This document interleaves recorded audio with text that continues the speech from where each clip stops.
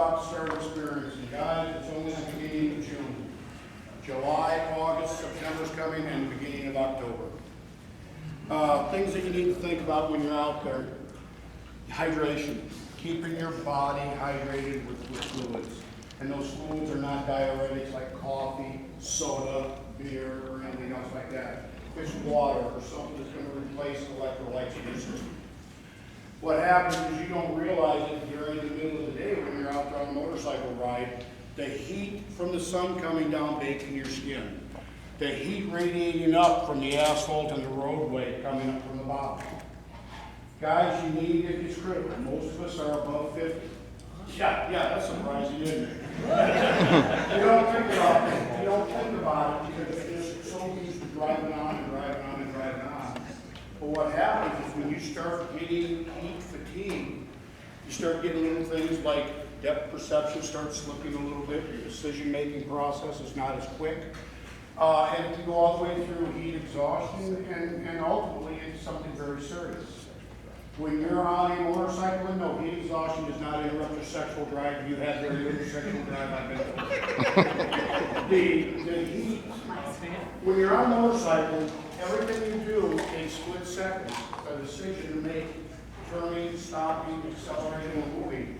So when you start getting into heat, some type of heat deprivation, fatigue, or slowing your thought process down, that split second or millisecond that it takes you to gain your consciousness or thought to make an adequate decision could create a problem. There are several things out there on the market. The biggest thing, guys, if you feel fatigued, if you feel hot, if you feel tired, get off into the shade and take a break. Get some cold water, get some water, and drink it, put it back into your system. Anybody that plays tennis, anybody that plays golf, anybody that does outdoor sports, there are multiple things out there on the economy on the market. This particular thing here is no more than a dry or a cooling cloth sold at Lowe's.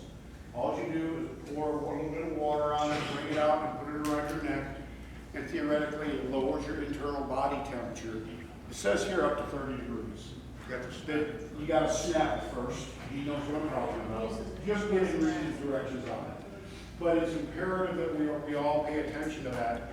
Because when we get out there and go riding, and go on a long ride, you're not only worried about the sun baking from the top, but the road heat radiating up from the bottom.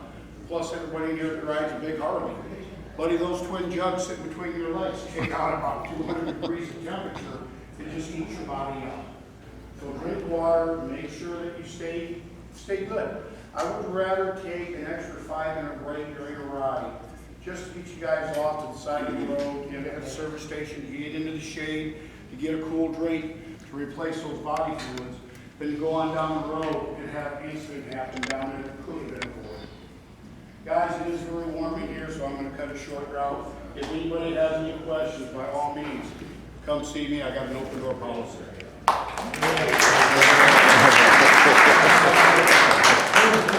Robert Bruglio.